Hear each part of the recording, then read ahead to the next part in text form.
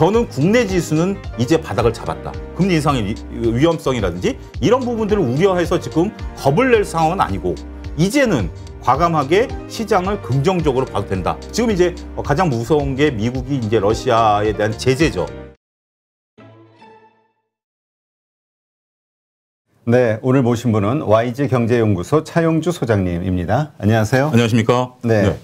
지금 일단 시장 불확실성, 물론 3월 금리 인상 이것 때문에도 워낙 말이 많았는데 지금 이제 우크라이나 전쟁 이 우려 때문에 이 금융시장이 완전히 그냥 쑥대밭이 된 것 같아요. 세계 금융시장이. 어떻게 보십니까? 일단 국내 증시. 근데 저는 투자자분들이 조금 냉정하게 지금 주식시장 상황을 보면 요 지난주부터 흘러온 지금까지 국내 시장을 보면 혼란이라는 단어가 저는 맞지 않다라고 봅니다. 그러니까 지금 미국 시장 기준으로 보면 이제 우리나라 시간으로 이제 해서 하면 목요일, 금요일에 큰 폭으로 빠졌고요. 월요일 같은 경우는 이제 열리지 않았습니다만 화요일 날도 큰 폭으로 빠졌습니다. 저는 이게 과연 전쟁 우려 때문에 빠진 것이냐, 전쟁이라고 표현을 하겠습니다. 아니면 미국의 체력이 약화됐느냐라고 봐야 된다. 이게 단순하게 전쟁, 그러니까 지정학적 리스크가 해소되면 미국 시장이 올라갈 거다라고 보는지는 저는 않습니다. 지금 이렇게 말씀드리는 이유는 미국 장의 체력이 굉장히 약화돼 있다. 지금 전쟁과 크게 상관은 물론 이제 뭐 원자재라든지 이런 것 때문에 2차 전지라든지 이런 것들이 뭐 다 영향을 받습니다만 테슬라가 10%가 빠질 이유라든지 엔비디아 같은 게 10% 가까이 빠질 이유라든지 저는 그런 이유를 지금 찾기가 쉽지 않다라고 보거든요. 그렇고 반면에 국내 주식 시장을 놓고 본다라면 금요일 날 미국 시장이 빠졌으면, 그러니까 목요일 날 게 이제 금요일 날 반영되죠. 빠졌음에도 불구하고 국내 시장이 굉장히 강했습니다. 오히려 안 빠졌어요. 그리고 월요일 같은 경우 일단은 금요일 시장의 영향을 받아야 되는데 오히려 월요일 같은 경우는 빠지다가 다시 땡겼어요. 거의 보합선에 끝났고 화요일 날 약간 좀 빠졌고 수요일 오늘 기준으로 굉장히 많이 올라갑니다. 그렇다라고 보면 저는 국내 지수는 이제 바닥을 잡았다.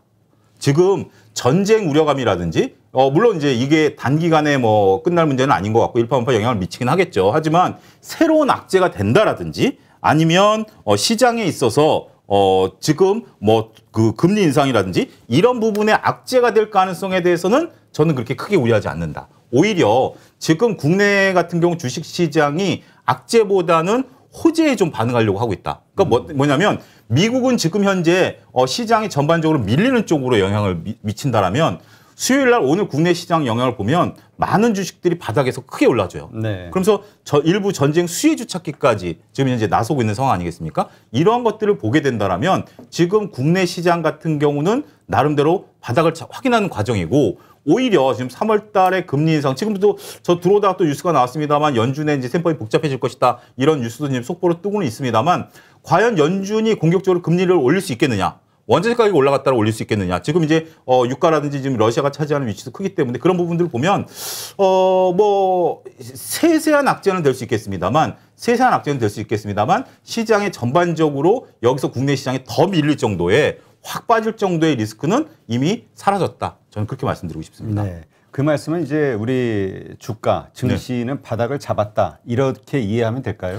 그렇습니다. 저는 이게 지난주부터 있었던 미묘한 움직임들이라고 보는데요. 제가 지난번에 출연했을 때 말씀을 드렸던 기술적 분석으로 보면 2,400까지 열려 있다라고 말씀을 드렸고 기본적 분석으로 보면 PBR 1배가 안 깨지는 것이 있을 것이고 거기에 무게중심을 둔다라고 했는데 지금 저는 이 지정학적 리스크가 우리가 2월 초순부터 시작된 거 아니겠습니까? 어떻게 보면 2월 초순부터 지금 국내 증시가 지정학적 리스크가 없었다라면 3월 달에 50bp냐 25bp냐 갖고 3월까지 계속 증시를 흔들었을 거라고 저는 봅니다. 하지만 지정학적 리스크가 불거지면서 오히려 증시가 한꺼번에 영향을 확 받았고 나쁜 영향을 다 받았고 이제는 지정학적 리스크가 군사적 대결에서 외교적 대결로 저는 전환기다라고 보기 때문에 이러한 부분들이 앞으로 외교력에 따라서 여러 가지 설왕설래가 있긴 하겠습니다만 주가를 끌어내릴 만한 그러한 요소는 더 이상 찾기 쉽지 않다. 뭐 어떤 이유로 주가가 더 빠질까요? 저는 그게 이제 오히려 투자자들이 고민해 보셔야 되는 지금 어떤 외부적인 상황이 아니라 고민해 보셔야 되는 그런 상황이 아니겠는가 말씀드릴 수가 있겠습니다. 그러면 지금 바닥이라고 판단하시는 근거 역시 지금 말씀하신 그러한 이유라고 저희가 이해하면 될까요? 그렇습니다. 그리고 특히 지금 이제 저는 삼성전자와 하이닉스가 안 빠지고 있다는 거. 그러니까 지금 더군다나 뭐 여러 가지 전제적인 조건은 있죠. 지금 만약에 지정학적 리스크라면 장기 금리가 흔들려야 되고 빕스 지수가 공포 지수가 올라가야 되는데 이런 것들이 전혀 안 움직이거든요. 그렇기 때문에 이런 것들이 아니고 지금 움직이고 있는 것은 미국 시장의 변동성이 확대됐다라는 것들에 대한 심리적인 불안감이지 국내 시장만 놓고 본다라면 우리가 그렇잖아요. 작년 가을에는 우리 시장이 빠지고 미국 시장이 올라가다 보니까 디커플링에 대해서 굉장히 안타까워하셨는데 지금은 디커플링이 일어나고 있는 것에 대해서 미국이 빠지니까 우리도 빠져야 되는 거 아니야? 이렇게 오히려 역설적으로 걱정하시죠. 저는 이 부분은 아니다. 지금 국내 시장은 미국과 다른 움직임을 보이고 있고 지금 뭐 대표적으로 봤을 때 삼성전자, SK하이닉스를 말씀을 드렸고 그다음에 여타 경기 민감주들 다 지금 바닥을 잡아가는 모습들 이렇게 확인이 되고 있기 때문에 저는 국내 지수는 나름대로 바닥을 잡아가고 있다라는 여러 가지 증표들을 우리가 민첩하게 확인해야 된다라고 말씀드릴 수가 있겠습니다. 네, 그러니까 지금 우리 환율도 그렇게 크게 움직이는 것 같지는 않아요. 주가가 급락하는 상황에서도. 예, 1,200원대에서 그냥 뭐 거기서 왔다 갔다 하는 수준이에요.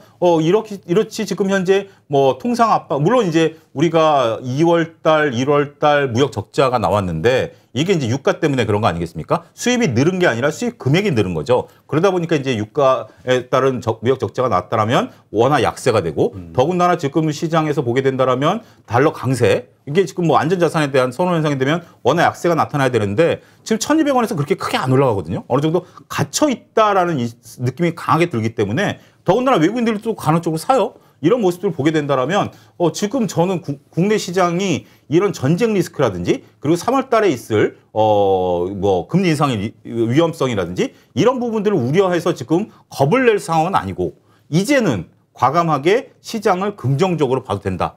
저는 그렇게 말씀드리고 싶습니다. 네.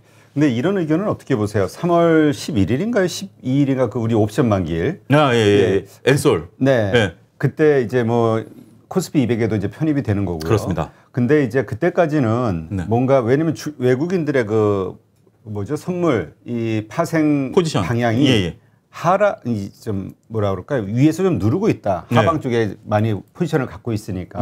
그래서 오르기는 좀 쉽지 않다 이런 의견도 있거든요. 예, 거기에 대해서는 저는 그러니까 요 지금 말의 어떤 뉘앙스를 잘 보셔야 되는 게 바닥을 잡았다라는 얘기지 올라간다는 얘기는 아니거든요. 그러니까 이제 지금 여러분들이 여기서 일부 종목들은 제가 볼 때는 빠질 가능성이 아직 더 농후하고요. 일부 종목들은 바닥을 잡아가는 과정들이 있다라고 보여지는 거죠. 따라서 지금 주식 시장에 있어서 우리가 여기서 수익을 크게 낼 것이야라고 보기보다는 이제 여러분들이 이렇게 바닥을 잡았다라는 의미는 단기간에 V자로 수익을 내준다라는 의미가 아니라 이제 여러분들이 긴 호흡으로 긴 시야를 보고 주식을 투자해서 묻어둔다라면 수익이 날 수 있는 가능성이 높아졌다. 이렇게 설명을 좀 드릴 수가 있겠습니다. 자, 어떤 주식은 빠지고 어떤 주식은 오를 것이다 말씀하셨는데 그 빠지는 주식과 올라가는 주식의 특징 우리가 어떻게 분간할 수 있을까요? 이게 상당히 뭐 어렵고 말씀드리기 곤란한 부분들인데 이제 과거의 어떤 패턴들을 보면 주식 시장이 이렇게 빠질 때 많은 분들이 이제 하시는 대표적인 행태가 이제 빠졌다라면 내가 갖고 있는 주식 물타기 해도 돼? 라는 게 가장 첫 번째 드는 생각이죠. 그렇죠. 왜냐하면 내가 갖고 있는 가장 소중한 제가 뭐가 올라간다 다 그 소용없고 내가 갖고 있는 주식이 이제 물타기 해도 돼? 라는 이제 직접적인 질문을 하시게 되죠. 근데 일부 성장주들에 대해서는 우리가 과거 사례가 이제 주가가 이렇게 올라가다 한번 꺾이고 다시 올라갈 때는 그렇게 그러니까 직전에 올라갔던 주식이 바로 올라가는 경우는 별로 없습니다. 그러니까 새로운 종목이 올라가지 이게 지금 우리가 그렇잖아요. 2020년에 대부분의 주식이 올라갔고 그다음에 2021년 초반에는 자동차, 그러니까 배터리 관련주들이 올라갔죠. 소재건, 셀이건. 그리고 이제 하반기 때 되면은 메타버스 NFT들이 올라갔죠. 2차 전지 같은 경우, 셀 같은 경우 이쪽 메타버스 올라갈 때 못 올라갔어요. 못 올라가다가 지금 이제 그런 것들이 다 빠지고 있는 상황인데 다시 올라가겠냐라고 보면 저는 그거는 좀 조심스럽다. 그러니까 여러분들이 갖고 계신 종목들에 대한 물타기보다는 오히려 그 전에 빠졌던 오늘 같은 경우 이제 수요일 기준으로 봤을 때 조선주들이 올라가는 이유들. 그렇죠. 오늘 뭐 급등을 했죠. 급등을 하죠. 뭐 여러 이유를 찾겠습니다만 저는 가장 제가 논리적으로 이해 못하는 이유가 지금 러시아발 천연가스가 끊기면 유럽이 수입원 다변화를 위해서 미국산 천연가스를 들어올 것이고 그렇게 된다라면 선박발주가 늘어날 것이다라고 보는 것은 저는 전혀 동의 못합니다. 그거는 100% 동의 못하고 그 대신 바닥권에 왔으니까 이제 올라갈 때가 됐다라는 것은 인정합니다. 그렇게 보셔야지. 그리고 이제 뭐 그 건설주라든지 다음에 여타 경기 민감주들이라든지 통신주라든지 이런 것들이 움직이고 있거든요. 반면에 메타버스와 NFT 같은 경우는 지금 현재 전혀 꿈쩍 안 해요. 성장주들. 네. 지금 최근에 요 며칠 제가 증시가 바닥권을 찍었다라고 느꼈던 징후 속에 이런 종목들은 없습니다.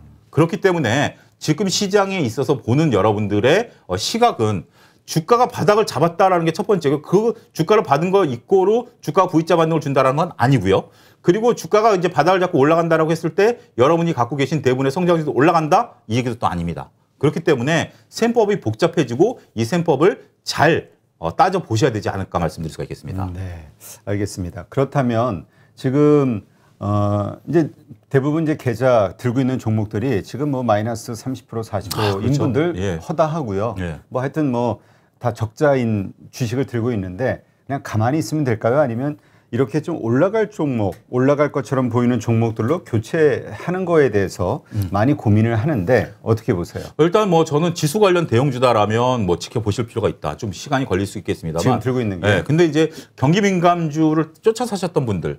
특히 뭐 메타버스나 NFT 같은 경우 지금 NFT도 여러분들이 좀 그 과정이 바뀌고 가상화폐도 바뀌는 게 지금 뭐 엊그제 뉴스를 보셨는지 모르겠습니다. 거래소가 이것을 거래소 안으로 끌어들이기 위한 지금 이제 검토 작업이 들어갔어요. 그러니까 지금 이제 각각 빗썸이라든지 뭐 이런 데서 거래하고 있던 것들이 투자의 안전성이 답보가 안 되다 보니까 이걸 거래소를 끌어오려고 지금 하고 있는 작업들을 하고 있기 때문에 그럼 또 트리거가 되거든요. 바뀌거든요. 그런 부분들 때문에 더군다나 지금 뭐 메타버스 관련해서는 지금 현재 나오는 얘기가 그거 아니겠습니까? 미국의 메타라는 기업이 이번에 적자를 시현했던 게 막대한 돈을 쏟아부었음에도 불구하고 아직까지 구현이 안 된다라는 것들, 그럼 시간이 오래 걸린다라는 거죠. 그러면 이건 당장 뒤로 밀리죠. 지금 민감하게 반응하는 것이 조선주 같은 경우 당장 수혜를 볼 수 있다. 계좌에 이런 것들이 찍힌다. 이런 부분들 때문에 올라가는 거 아니겠습니까? 그렇기 때문에 지금 현재 여러분들이 갖고 계신 종목의 옥석을 가려야 된다. 일단 웬만큼 살아날 종목이라면 지금 서둘러서 교체 매매하지 말자. 갖고 있어라. 그 대신 성장주들에 대해서 좀 한다라면 이거는 조금 고민해보자. 그러니까 메타버스 같은. 예, 그런 건 좀 고민해보자. 그러니까 여러분들이 메타버스의 미래를 잘 보시고 길게 보시겠다라면 전혀 건드시지 않으셔도 돼요. 하지만 이게 만약에 내가 생각보다 좀 길어질 수도 있고 다른 쪽에서 매매하고 대치 종목이 보인다라면 그거는 뭐 과감하게 액션을 취하시는 것도 고려해 보셔야 된다라고 보여집니다. 네, 그렇군요. 지금 현재 우리가 처한 당면한 문제는 이제 러시아 우크라이나 이슈인데 예. 이것으로 인한 앞으로의 변동성, 왜냐하면 해결된 건 없잖아요. 해결된 건 없죠. 네, 계속해서 이제 뉴스에 따라서 이게 오락내락 할 텐데 네. 그냥 지켜보면 되는 건가요? 이 그렇습니다. 저는 뭐 이 뉴스는 지금 뭐 이렇죠. 지금 러시아가 미국이랑 처음에 그랬잖아요. 싸운다. 근데 지금 러시아가 지금 그 우크라이나의 어떤 뭐 돈 무슨 지역으로 저는 이름도 모르겠는데 돈바스 지역으로 들어간다라고 했는데 미국은 그럼 외교회담 안 하겠다. 아니 싸우겠다고 했을 때 저쪽이 오면 이쪽이 싸워야 되는 거 아닙니까? 벌써 이제 외교회담 안 한다라고 이제 물러선 거예요. 그런 상황이고 지금 현재 뭐 여러 가지 한다라고 서로 이제 요구서를 줬는데 서로 반려했다. 이제부터 이제 간보기 시작하는 거예요. 서로 이제 미국과 러시아 입장에서 본다라면 지정적 리스크가 불거졌기 때문에 이게 단기간에 끝날 문제는 아니고 이게 차라리 어떤 뭐 지역을 먹는 거라면 상관이 없는데 러시아나 미국이나 다 부담되죠. 이게 더군다나 민간인 사상자들이 발생하거나라든지 뭐 여러 가지 문제점이 있기 때문에 러시아 같은 경우는 지금 뭐 유가가 루블화 기준으로 4배가 올랐거든요. 2년 사이에. 러시아는 느긋하죠. 오히려 바이든 대통령은 10월 달에 중간선거가 있기 때문에 쫓깁니다. 그러면서 막 지금 으르렁대고는 있죠. 하지만 지금 항공모함 한 차가 안 갔어요. 과거에 이라크라든지 아프가니스탄이 있었을 때 그리고 우리도 군사적인 어떤 리스크가 커질 때 항공모함이 가장 먼저 움직였거든요. 그렇죠. 근데 지금 거기는 항공모함이 안 갔어요. 그런 부분들을 보게 된다면 지금 미국도 싸울 의지는 별로 없다. 그러니까 싸움이라는 것이 여러 가지 싸움의 형태가 있겠죠. 그렇지만 군사적인 싸움이 아니라 외교적인 싸움이 될 것이다라고 보여지고 이게 길어지게 된다라면 근데 또 한 가지 우리가 보여야 돼. 지금 이제 가장 무서운 게 미국이 이제 러시아에 대한 제재죠. 무역은 계속 이루어집니다. 지금 우리나라도 북한과 극단적인 대치 상황이지만 일부 무역이 이루어지고 있는 것으로 알려지고 있지 않습니까? 미국, 중국산 뭐가들이 들어오고 하는 것 때문에. 그런데 이게 지금 이제 제재 때문에 무역이 좀 된다라고 봤을 때, 이런 통계가 있어요. 재미있는 통계가 있는데, 과거에 이제 지금 이 지정학적 리스크를 봤을 때, 저쪽 그 크림슨 반도, 요때를 이제 봤는데, 그때 당시에 그 1년 정도 기간 동안에 우리가 러시아가 지금 한 1조 달러 정도 교역을 하고 있는데 반토막이 났어요, 무역이. 무역 규모가 반토막이 나가지고 1년 동안 고생하는 게 있는데 우리가 이제 러시아의 많은 제품들을 우리가 지금 수입하는 것만 생각하지만 그렇죠. 지금 러시아에 우리가 삼성전자라든지 현대차라든지 LG전자라든지 이런 것들이 다 들어가 있거든요. 화장품이라든지 이런 거 다 들어가 있기 때문에 이런 것들이 좀 막히게 된다라면 그런 개별적인 이슈가 될 수 있다라고 보여지는 거지. 지금 히토류 문제라든지 아니면 농산물 문제라든지 천연가스 문제라든지 이런 것들은 어느 정도 시장에 반영됐다. 저는 그렇게 좀 구분하셔야 되지 않을까 말씀드릴 수가 있겠습니다. 네. 근데 마침 이 방송 하기 전에 네. 그 러시아 전 공사셨던 분하고 이제 인터뷰를 좀 해봤는데 네. 그 말씀하시더라고요. 이미 경제 조치에 대한 거는 군대를 보내기 시작할 때부터 계속 경고를 해왔었는데 네. 러시아 쪽에서는 의식하지 않고 계속 일을 추진한 그렇죠. 거고 예. 그리고 돈바스 지역을 뭐 분리 독립화 인정하고 뭐 군사 보내고 평화 유지군이라는 명목으로 이게 정말로 그 트리거라면 네. 이미 경제 조치를 시작을 했어야 되는데 네. 아직 안 하고 있는 걸로 봐서는 예. 직접적인 어떤 침공 정도가 돼야 어떤 그렇습니다. 경제 조치를 하지 않겠냐. 그리고 이게 저는 또 이게 상황이 여러분들 잘 보셔야 되는 게 이게 지금 어찌됐든 돈바스 지역이 의회에서 분리 독립을 선언하지 않았습니까? 그리고 이게 우리가 예를 들어서 제가 나라를 세울 수도 있어요. 나라를 세웠다라고 해서 인정을 받는 게 아니고 국제적인 인정을 받아야 되잖아요. 근데 벌써 러시아가 인정을 해버렸지 않습니까? 러시아가 인정을 하고 현재 지금 중국이라든지 뭐 이런 쪽은 아직 인정을 안 했지만 한 나라가 인정한 거에 대해서 우리는 다른 나라들이 거부할 수가 없어요. 그렇기 때문에 지금 미군은 돈바스 지역에 들어갈 명분이 사라졌습니다.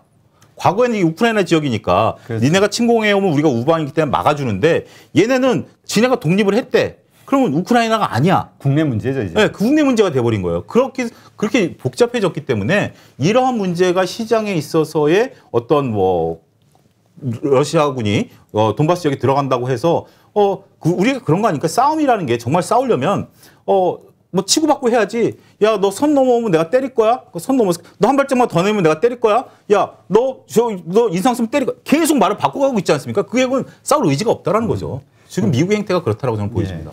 하여튼 돈바스 지역은 얘기 들어보니까 8년 전서부터 이미 반군이 장악하고 그렇죠. 우크라이나가 포기한 지역이라고. 네, 계속 지금 수류탄 날아다니고 총 좀 쏘고 좀 그런 지역이다라고 알려지고 있기 때문에 글쎄요 미국이 3,000명 파병했다라는 건데 3,000명이면 PX병도 있을 거고 취사병도 있을 텐데 7만 명인가요? 14만 명인가 하여튼 그렇게 러시아군 병력이 그 정도 되는데 그런데 3,000명 투자 했다라는 거 보면 별로 직접적인 의지는 없다. 그러면 이러한 이슈로 앞으로 계속 좀 흔들리는 경우 주가가 급락하는 경우 어떤 이제 상상할 수 있는 그 여러 가지 악재들이 있겠죠.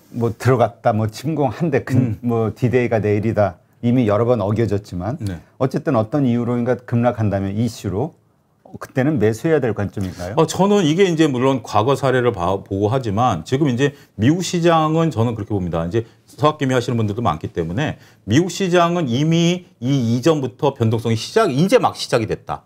변동성이 시작이 됐기 때문에 이러한 체력 약한 모습을 보이니까 지금 이제 오늘 일부 언론 보도 보면 모 증권사를 통해서 서학개미 분들이 꽤 많이 주식을 사신 것으로 또 알려졌어요. 최근 요 며칠 사이에 그렇게 알려졌는데 저는 이건 조심스럽다. 그러니까 미국 같은 경우는 지금 전쟁 리스크가 사라지면 미국 시장에 다시 올라갈 것이야라고 저는 생각 안 합니다. 물론 이제 제가 맞고 틀리고의 문제는 아니고 그분들의 생각이 맞고 틀리고의 문제는 아니고 제 기준으로 볼 때는 미국은 이 문제로 빠지는 것이 아니다라고 보여지고요. 국내 주식 같은 경우는 바닥을 잡았기 때문에 오히려 이런 문제로 인해서 일시적으로 어제처럼 빠진다라고 한다면 적극 매수죠.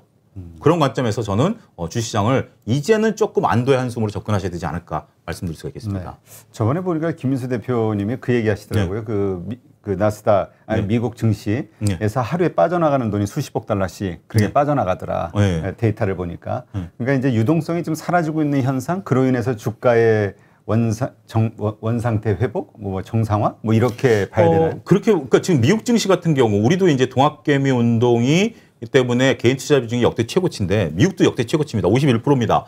굉장히 최고치인데 지금 이제 그런 분들 많죠. 나 주식시장 싫어 이제. 뒤도 보더라고 싫어. 그러면서 이제 국내 고객 예탁금이라든지 신용잔고가 줄어들고 있는 거 아니겠습니까? 그렇게 미국도 그런 현상들이 일어난다고 보여지고요.